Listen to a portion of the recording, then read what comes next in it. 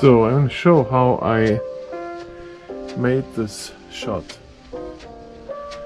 quick. I am here in the GoPro app. Here I'm in the GoPro app, starting the video.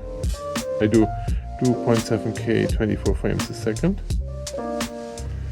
and then I go into the edelkrone app. I have to reconnect there and drive it to position 1 at 69% of the speed.